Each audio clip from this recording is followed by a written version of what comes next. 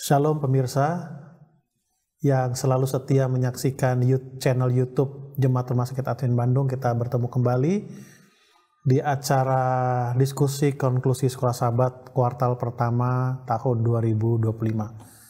Biasa kami bertiga dengan Marice, tapi oleh karena beliau ada tugas yang lain sehingga beliau tidak bisa menemani kami dan kami di sini hanya berdua. Saya Pendeta David Panjaitan, Kepala Bagian Kerohanian Rumah Sakit di Rumah Sakit Advent Bandung, dan bersama saya Pendeta Maro Papa Sitorus. Apa kabar Pendeta? Itu kan, baik Pendeta. Senang bisa bergabung kembali bersama kami dan juga senang bisa bertemu kembali dengan pemirsa sekalian. Seperti biasa, silakan membagikan channel ini, mensubscribe-nya dan juga menyukainya agar channel yang kita punya ini dari hari ke hari semakin ramai. Sebelum kita memulai diskusi Sekolah Sabat kita, mari kita tunduk kepala dan berdoa. Tuhan Bapa kami di sorga, berkati kami dalam diskusi ini, biarlah kuasa Tuhan menyertai kami sehingga apa yang kami bicarakan akan menambah pengetahuan rohani kami, menambah kehangatan rohani kami dan menyiapkan kami menyambut kedatangan-Mu yang tidak lama lagi. Di dalam nama Tuhan Yesus kami berdoa dan mengucap syukur. Amin. Kita sudah tiba di pelajaran yang ke-8 di bulan Februari ini. Tanpa terasa kita sudah berada di pertengahan triwulan yang pertama ini. Kenapa saya katakan tidak terasa? Biasanya bagi mereka yang rajin, setia mempelajari Sekolah Sabat, artinya waktu berlalu tanpa terasa. Tapi bagi orang yang enggan, bahkan jarang membaca Sekolah Sabat, perjalanan waktu ini cukup lambat. Baik, judul pelajaran Sekolah Sabat kita di pekan ini adalah kebebasan memilih, kasih dan pemeliharaan ilahi. Judulnya adalah semuanya itu katakan, ayat inti maksud saya, ayat hafalan. Semuanya itu katakan kepadamu supaya kamu beroleh damai sejahtera dalam aku. Dalam dunia kamu menderita penganiayaan, tetapi kuatkanlah hatimu, aku telah mengalahkan dunia. Yohanes 16 ayat 33. Pelajaran Sabat petang ini mengangkat satu kata, yaitu pemeliharaan. Bahwa tindakan Allah di dunia ini kepada kita itu dikatakan sebagai pemeliharaan. Nah, kalau saya melihat saudara-saudara di pelajaran Sekolah Sabat kita ini kembali ekspresi kasih Allah, ya, karena buku Yohanes membicarakan kasih Allah, tidak ya, karena itulah dikatakan Yohanes kekasih. Dia banyak membicarakan tentang kasih. Jadi karakter Allah itu adalah kasih. Kita sama-sama tahu, saya sering mengulangi, kasih yang mana? Kasih agape. Kadang-kadang juga dikatakan kasih filio, tetapi secara umum dan lebih banyak kasih Allah itu dikatakan kasih agape. Nah, kembali mengulangi, kasih agape itu adalah kasih yang berlandaskan prinsip, bukan kasih tidak menuntut balas. Kenapa? Karena ayat lain mengatakan kalau engkau mengasihi aku, turuti segala perintahku. Artinya ada respon. Nah, kalau kita mengikuti mulai 3 atau 4 sabat yang lalu, bahwa Allah atau ekspresi kasih Allah itu bisa dalam bentuk cemburu, ya, Allah yang cemburu, lalu Allah yang beberapa yang lain lagi. Nah, sekarang ekspresi kasih Allah itu adalah dengan kebebasan memilih. Itu adalah kasih Allah dan juga pemeliharaan Allah terhadap kita manusia. Pada awalnya Allah menciptakan manusia itu lengkap, sempurna, termasuk kebebasan memilih. Nah, kebebasan memilih ini itu adalah ekspresi daripada kasih Allah. Seperti biasa kalau kita ambil ilustrasi, kalau ada sesuatu yang kita inginkan lalu kita tidak diberikan kebebasan untuk memilih, maka kita katakan itu bukan sebuah pilihan, tapi itu adalah sebuah paksaan. Tetapi pada saat yang sama Allah memberikan kepada kita, silakan memilih apa yang Anda Anda suka. Nah, kabar baiknya adalah di samping Allah memberikan kebebasan memilih, Allah juga mengamarkan kepada kita. Kalau Anda memilih ini akan berdampak seperti ini, kalau memilih yang ini akan berdampak seperti ini. Seperti lagu anak-anak dulu, tapi sekarang saya jarang mendengarkan lagu itu. Lagu anak-anak itu adalah di dalam dunia ada dua jalan, lebar dan sempit, mana kau pilih? Lalu apa? Yang lebar api jiwamu mati, tapi yang sempit hati apa? Bergelori. Allah memberitahukan akhir daripada pilihan-pilihan kita. Tetapi kabar baiknya saya katakan, pada saat kita salah memilih, Allah tidak membiarkan kita menderita di dalam kesalahan memilih kita itu. Dia membantu kita, memberikan jalan keluar, bagaimana agar kita keluar dari apa? Pilihan kita yang salah itu. Nah, kalau kita mengatakan bahwa tulisan Rasul Paulus mengatakan bahwa Allah tidak mencobai kita. Ya, Allah jangan dicobai. Kalau dalam bahasa aslinya adalah peiraso dengan eik peraso. Peraso itu adalah pencobaan. Eik peraso itu adalah ujian. Eik itu adalah jalan keluarnya. Jadi Allah memberikan kebebasan kepada kita sebagai ekspresi kasih Allah, dan juga itu adalah pemeliharaan Allah kepada kita, bukan satu tindakan yang kurang tepat. Baik, kita masuk kepada pelajaran hari Minggu.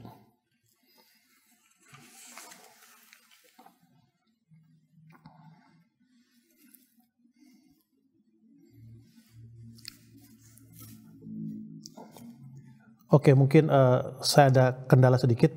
Boleh Pendeta Marupapa masuk kepada pelajaran hari Rabu. Rabu ya. Baik, di hari Rabu kita melihat bagaimana Tuhan memberikan sebuah kehendak atas apa yang Dia mau tunjukkan kepada kita semua, dan kehendak itu ditawarkan kepada kita bahwa Tuhan menginginkan agar semua kita memiliki keselamatan. Ya, kita semua diharapkan, bahkan Tuhan berupaya dalam pengorbanannya di kayu salib. Tuhan inginkan tak satu pun seorang yang akan binasa. Tetapi banyak pandangan yang mengatakan ataupun berpikir bahwa seolah-olah Tuhan itu memilih ataupun menakdirkan dari awal seorang selamat dan seorang lain yang akan binasa. Apakah benar Tuhan menakdirkan ya, ada yang selamat atau ada yang binasa? Di dalam pelajaran hari Rabu dalam buku Efesus 1 ayat 9 dan 11, di sana diungkapkan bahwa Tuhan tidak pernah berencana ataupun menakdirkan seorang akan binasa atau seorang selamat. Karena dari awal, dari semula, jauh sebelum manusia jatuh dalam dosa, rencana penebusan itu sudah dipikirkan atau sudah direncanakan. Jadi ketika Yesus datang ke dunia ini adalah bagian dari menjalani perencanaan yang sudah direncanakan sebelum manusia jatuh ke dalam dosa.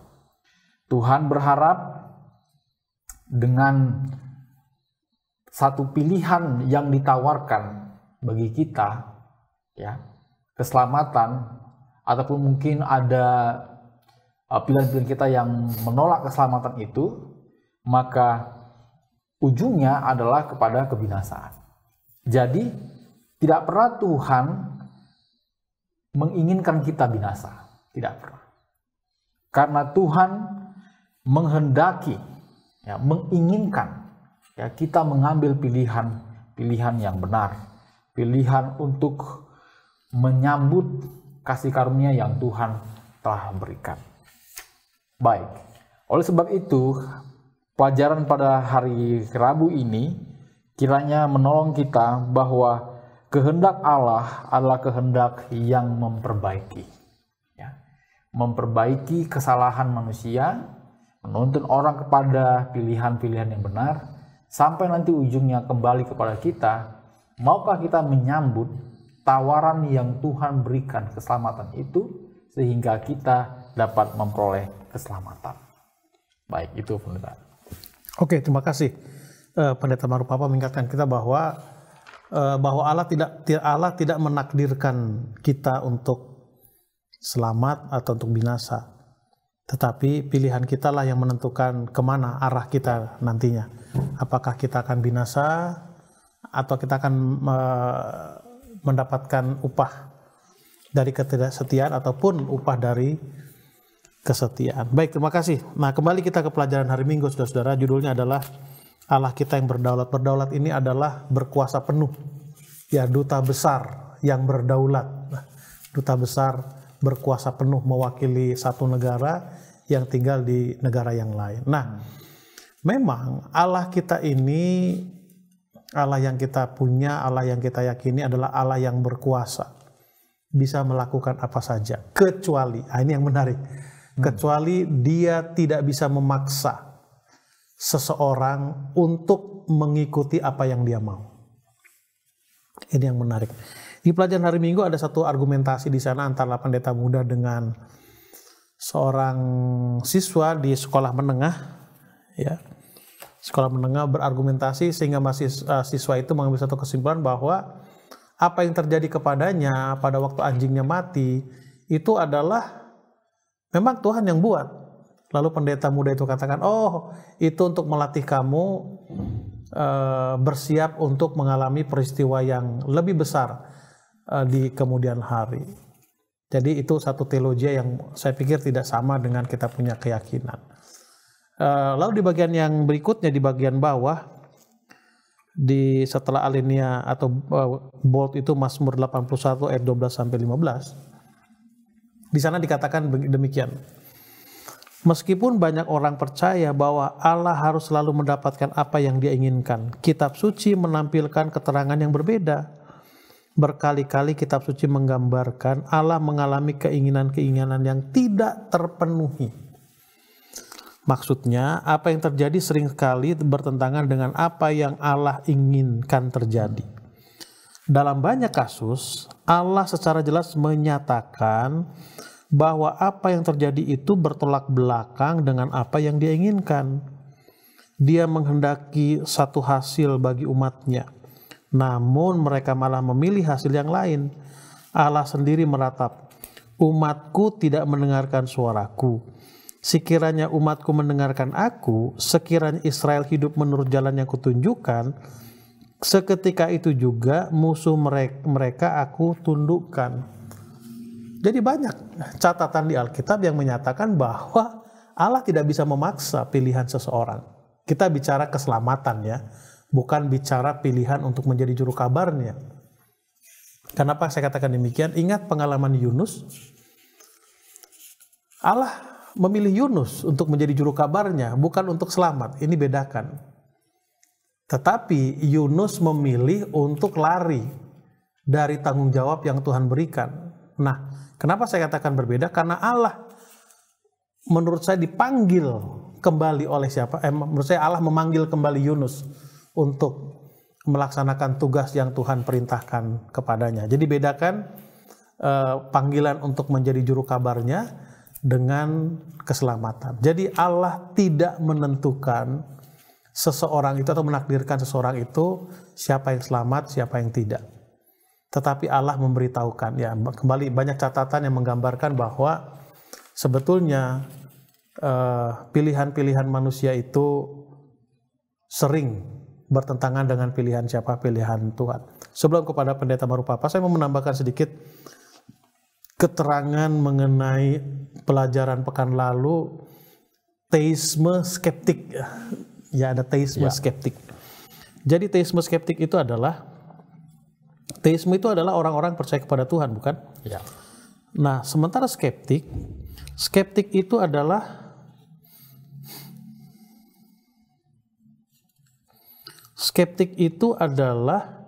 orang-orang yang punya kecurigaan terus gitu.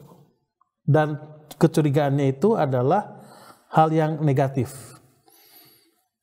Bayangkan kita percaya kepada Tuhan, tetapi kita menilai apa yang Tuhan berikan kepada kita atau tindakan Tuhan yang Tuhan lakukan untuk kita itu sesuatu yang negatif gitu. Itu ateisme yang skeptik.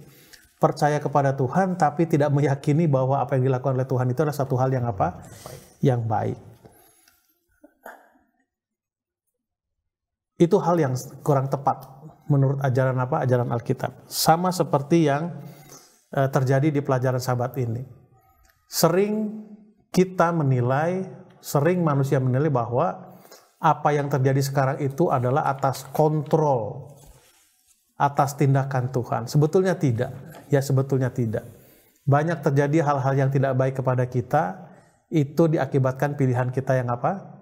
Pilihan kita yang salah. Namun kita sering katakan, ya ini adalah rencana Tuhan. Ya harus kita pelajari juga apakah itu benar rencana siapa? Rencana daripada Tuhan. Baik, saya akan lanjutkan ke pelajaran hari Selasa, mengasihi Allah. Ada hal menarik di sini yang mau saya bacakan. Bahwa Allah itu Maha Kuasa tidaklah berarti bahwa Dia dapat melakukan hal yang secara logika mustahil. Oleh sebab itu, Allah tidak dapat secara kausal. Kausal ini adalah sebab dan akibat. Ada sebab, ada akibat oleh karena ada apa? Sebabnya. Menentukan agar seseorang dengan bebas mengasihinya. Jika melakukan sesuatu secara bebas, berarti melakukan sesuatu tanpa adanya paksaan untuk melakukannya.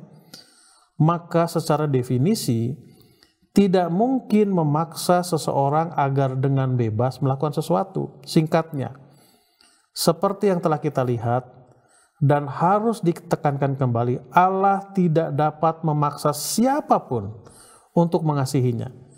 Karena ketika hal itu dipaksakan, maka hal itu bukan lagi kasih. Bayangkan saudara-saudara, kita dipaksa untuk makan, padahal kita tidak menyukai makanan itu. Kita dipaksa untuk makan, padahal kita tidak membutuhkan makanan itu. Itu bukan sesuatu yang baik, tetapi itu adalah sesuatu yang tidak baik. Dan itu bukan kasih. Ya seperti yang diterangkan oleh pelajaran sekolah Sabat kita. Pada saat kita diberikan kebebasan memilih, itulah ekspresi daripada apa? Kasih yang Tuhan berikan kepada masing kita. Perintah terbesar untuk mengasihi Allah memberikan bukti bahwa Allah memang ingin semua orang mengasihi, keinginan Dia ya. Namun tidak semua orang mengasihi Allah. Kalau begitu, mengapa Allah tidak langsung saja membuat semua orang mengasihi Dia? Sekali lagi, itu karena kasih. Agar menjadi kasih, maka harus diberikan secara apa? Cuma-cuma. Cuma-cuma ini bukan berarti tidak ada harganya ya. Itu berbeda. Contoh, alat yang saya pegang ini, contoh saya kasih kepada Pendeta Marupapa. Dia tidak usah bayar sama saya. Tapi saya mendapatkannya ini mengeluarkan sejumlah uang. Ya. Kan begitu. Jadi cuma-cuma itu pada waktu kita mendapatkannya. Nah pada waktu Allah menyediakannya itu ada harganya. Harganya apa? Yaitu nyawanya. Nyawa adalah harga yang paling mahal, yang tidak bisa dinilai dengan sejumlah uang. Tapi itu Tuhan berikan kepada kita. Nah pada waktu kita menerimanya itu, kita tidak diminta bayaran, atau kita harus bayar dulu baru mendapatkan keselamatan itu. Tetapi kita hanya diminta untuk meyakininya. Dan itu juga bukan paksaan. Itu adalah pilihan. Kita mau percaya atau tidak. Sehingga itu dinyatakan apa? Dinyatakan kasih. Bukan sebuah apa? Paksaan. Baik, untuk hari berikutnya, hari Kamis ya. Boleh Pendeta Marupapa. Baik, di hari Kamis kita lihat di sana bagaimana pelajaran ini diterangkan dengan judul Kristus telah mengalahkan dunia. Nah, sebagai contoh yang ditunjukkan oleh Kristus dari berbagai banyak pilihan-pilihan yang Dia dapat lakukan, Kita lihat sebelum dia memasuki penyaliban di Taman Getsemani, dia berdoa semalam-malaman, ya, membayangkan akan peristiwa penyaliban itu, dan begitu sangat mengerikan sampai dia mengatakan, ya Bapa, sekiranya cawan ini, ya, dapat berlalu dan cawan ini dapat tidak dia lakukan, dia jalani, biarlah itu terjadi, tetapi dia menyerahkan kepada kehendak Bapa. Nah, apa pelajaran yang kita lihat dari kisah ini? Di dalam dunia ini banyak sekali godaan-godaan, ya, pencobaan-pencobaan yang kita hadapi, yang membuat kita mungkin tergoda untuk memilih pada pilihan-pilihan yang salah. Tuhan ingat selalu memberikan hal yang baik. Tuhan selalu menawarkan hal yang baik. Tapi kita melihat di dunia ini banyak terjadi kejahatan dan sebagainya. Jika memang Tuhan itu baik, kenapa mesti ada kejahatan? Seharusnya tidak ada kejahatan karena Tuhan itu menyediakan yang baik. Tuhan memberikan yang baik. Ingat, sementara di dunia ini masih terjadi yang namanya pertentangan besar antara yang baik dan yang jahat. Ya. Tuhan menyediakan yang baik, tetapi Lucifer, dia pun juga tetap bekerja untuk merusak, ya, merusak hal yang baik.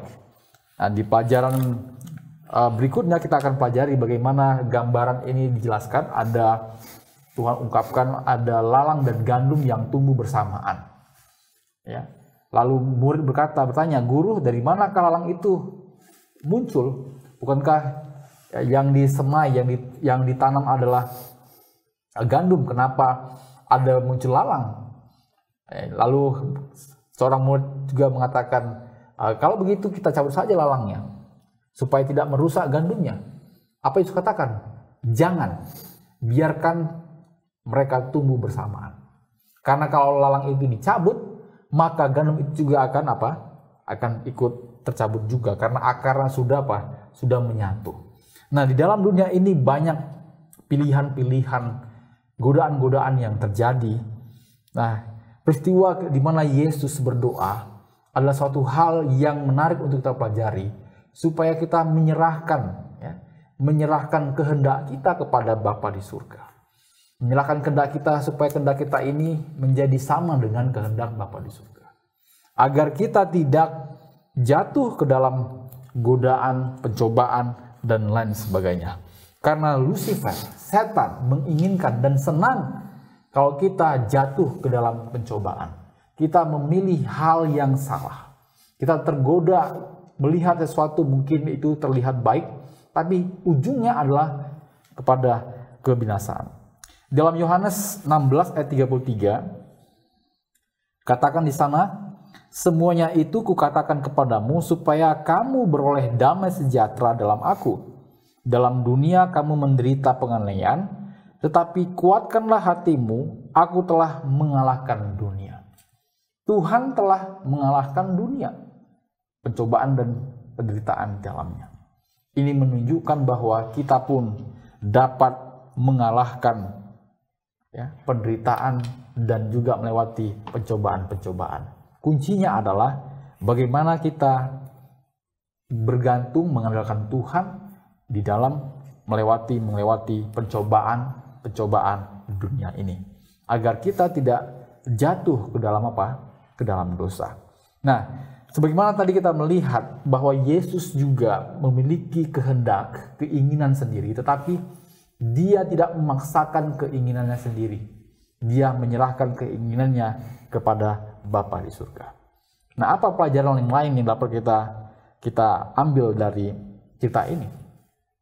Di dalam dunia ini, selama kita hidup di dunia ini, kita banyak kemauan, banyak keinginan, banyak kehendak yang kita inginkan. Kita mau ini, mau itu, mau ini, mau itu, dan sebagainya. Tetapi, apakah semua yang kita inginkan itu harus kita dapatkan, harus kita miliki? Jawabnya tidak.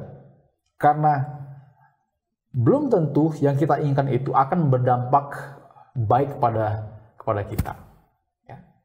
Dan bisa jadi yang kita inginkan itu bertentangan dengan apa yang Tuhan inginkan. Nah, oleh sebab itu, di sini kita belajar bahwa sebagai umat Tuhan, apa yang kita inginkan, ketika itu tidak kita dapatkan dan tidak terjadi seperti yang kita mau, maka kita harus memiliki hati yang kalau dibilang orang harus legowo, ya, harus memiliki lapang dada, ya, tidak memaksakan keinginan sendiri, tidak ngotot ingin mendapatkan apa yang dia inginkan. Karena kasih sesungguhnya adalah mengikhlaskan, merelakan apa yang dia inginkan tetapi tidak terjadi. Oleh sebab itu, pelajaran sepanjang minggu ini menolong kita mengerti bagaimana agar kita memiliki pilihan-pilihan yang tepat, ya, pilihan-pilihan untuk menurut, ya, kepada kehendak dan kasih Allah.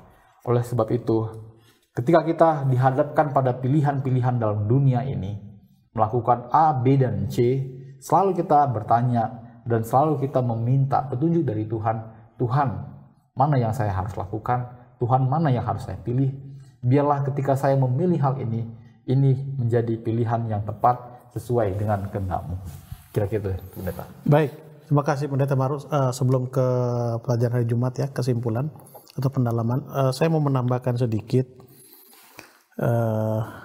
pengertian ilustrasi untuk pelajaran hari Kamis ini. Saya melihat konteks cerita ini atau pelajaran ini adalah seperti sebuah promosi. Kristus telah mengalahkan dunia. Karena begini, backgroundnya yang saya tangkap, memang yang menciptakan dunia ini adalah Yesus sendiri, seperti dengan apa yang dikatakan Yohanes pasal 1. Lalu Adam, Tuhan atau Allah atau Yesus tugaskan, pencipta itu tugaskan sebagai pangeran di dunia ini, bumi kita ini. Tetapi faktanya dia menyerah atau kalah kepada setan melalui ular, melalui kebohongannya. Dengan kata lain bahwa sejak saat itu setan mengklaim bahwa dunia ini adalah miliknya. Artinya dunia ini adalah ada di dalam tangannya, di dalam kekuasaannya. Dia yang memenangkan pertempuran itu saat itu. Tetapi setelah Yesus mati di atas kayu salib, lalu dia bangkit, di dalam Matius pasal 28, Yesus katakan kepada murid-muridnya, itu mulai ayat yang ke-13 sampai ayat yang ke-20, Yesus katakan kepada murid-muridnya bahwa kekuasaan itu sudah diberikan kepada aku baik di sorga dan di bumi ini. Kan kira-kira begitu. Kenapa? Karena latar belakang ayat itu murid-murid itu kecewa, sedih loh. Yang tadinya yang kami harapkan untuk menjadi pemimpin di dunia ini kok malah mati. Lalu bangkit lagi dia, udah gak bener ini. Tapi Yesus katakan, kekuasaan itu sudah diberikan kepada aku baik di sorga dan di dunia ini. Nah, untuk membuktikan bahwa aku berkuasa, ayo pergi. Menangkan orang. Nah, tentu ada kekhawatiran juga kan. Ayat 19 dan 20 yang terakhir itu. Aku akan menyertai kamu sampai kesudahan. Nah, kembali kepada pelajaran setelah sahabat kita ini di pelajaran hari Kamis, mengingatkan bahwa aku tuh sudah menang loh. Aku sudah menang. Oleh karena itu ikutlah apa yang aku anjurkan. Tetapi faktanya banyak manusia yang tidak mau ikut apa yang Tuhan sudah rencanakan. Kabar baiknya adalah keselamatan masih tetap berlaku, walaupun banyak manusia berbuat kesalahan, tetapi di ujung, sebelum pintu kasih yang tertutup, manusia itu mengakui kesalahannya dan menerima Yesus Kristus sebagai Juru selamatnya. Oke, Pendeta Marupapa silakan untuk pendalaman hari Jumat sekaligus konklusi. Baik, sebagaimana tadi saya sampaikan, di dalam rencana penebusan itu selalu diawali sebelum manusia jatuh ke dalam dosa, ya. Jadi kalau kita melihat inilah perbedaan manusia dengan Tuhan. Tuhan itu selalu merencanakan jauh sebelum terjadi. Nah, kalau manusia mungkin sudah terjadi, ya. Tentu saja misalkan ada kecelakaan jatuh dari motor, misalkan, ya. Setelah jatuh dari motor, ya mungkin lupa untuk matikan mesin, ya, ataupun lupa untuk standar, ya. Setelah itu dia mungkin lakukan hal-hal untuk tidak jatuh kembali karena sudah mengalami kecelakaan. Tapi Tuhan tidak demikian. Jadi Tuhan jauh sekali sudah merencanakan akan penebusan, dan ini adalah sebuah rencana yang besar yang Tuhan tunjukkan. Sebagaimana sejak mula Allah dalam Kristus sudah mengetahui, ya, kemurtatan yang terjadi di surga, yaitu iblis yang akan meneruskan untuk menggoda manusia untuk jatuh ke dalam dosa. Dan ingatlah bahwa Allah bersama dengan kita, dan Allah tetap menolong kita di dalam mengikuti akan kasih-Nya. Selama kita masih dan ingin untuk mengikuti akan kasih yang Yesus tawarkan, selama kita rindu untuk mengikuti jalan-jalan yang Tuhan tunjukkan, di sana ada kekuatan, di sana ada kemenangan bersama dengan Yesus untuk memilih kepada kasih Allah dan menolak akan godaan bahkan kematian kekal yang dibuat ataupun yang dilakukan oleh Lucifer. Baik, terima kasih Pendeta Marupapa. Saudara-saudara, waktu juga yang membatasi kita. Sebetulnya masih banyak hal yang mau kami sampaikan, tetapi seperti saya katakan bahwa waktu yang membatasi kita. Saya kembali mau membacakan tulisan Ellen G. White yang ada di pelajaran hari Jumat dari buku Alfa dan Omega jilid 5 halaman 16. Rencana penebusan kita bukanlah satu buah pikiran yang lahir belakangan, satu rencana yang dirumuskan sudah dan berdosa. Rencana tersebut adalah wahyu yang sesuai dengan pernyataan rahasia yang didiamkan berabad-abad lamanya. Roma 16 ayat 25 itu uraian asas-asas yang telah menjadi dasar singgasana Allah sejak zaman kekekalan. Sejak mula pertama, Allah dan Kristus sudah mengetahui kemurtadan iblis dan kejatuhan manusia oleh kuasa tipu daya pendurhaka itu. Allah tidak merencanakan supaya dosa ada, akan tetapi melihatnya lebih dahulu jauh sebelum dosa itu lahir, lalu mengadakan persiapan guna menghadapi peristiwa yang mengerikan itu. Sungguh besar kasih-Nya bagi dunia ini sehingga dijanjikannya memberikan anaknya yang tunggal, supaya setiap orang yang percaya kepadanya tidak binasa, melainkan beroleh hidup yang kekal. Jadi keselamatan itu sudah ada jauh. Rencana keselamatan jauh sebelum manusia jatuh ke dalam dosa. Itu adalah kembali ekspresi Allah untuk menyatakan kasih-Nya kepada kita. Baik pemirsa, terima kasih kita telah bersama dalam waktu yang tidak terlalu lama ini. Biarlah apa yang telah kami diskusikan, kami sampaikan akan menambah pengetahuan kita, akan menambah wawasan kita, dan tentunya kesiapan kita untuk menyambut kedatangan Yesus yang kedua kali. Sampai bertemu di kesempatan yang berikutnya. Tuhan berkati kita. Amin.